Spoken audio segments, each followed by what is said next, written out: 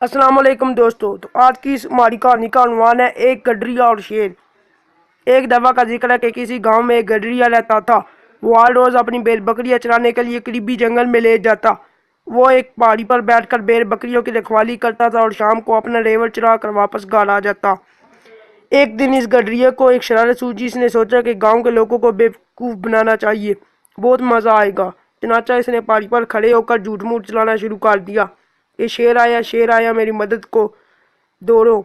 گاؤں کے لوگوں نے گڈریے کا چیخنا چلانا سنا تو وہ لاٹھیاں اور دیگر ہتھیار لے کر جنگل کی طرف دوڑے تاکہ گڈریے کی مدد کر سکے۔ لیکن جب وہ جنگل میں پہنچے تو یہ دیکھ کر حیران رہ گئے کہ گڈریا بڑے مزے سے کھڑا ہنس رہا ہے۔ اس نے لوگوں کو دیکھ کر کہا کہ شیر کوئی نہیں ہے، میں تو بس ذرا آپ سے مذاق کر رہا تھا۔ لوگ انتہائی غصے میں گاؤں واپس چلے گئے۔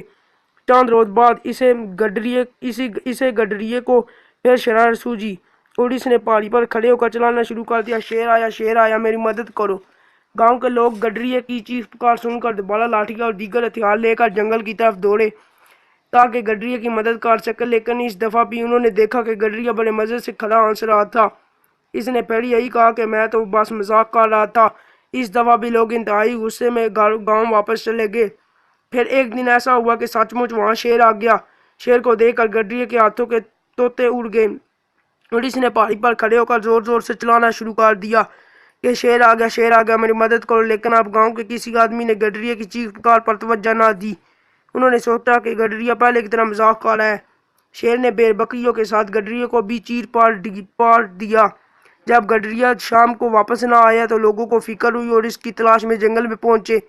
وہاں جا کر دیکھتے ہیں کہ گڈریا اور اس کی بیل بکریاں ہونہار شیر کی نظر ہو چکے ہیں۔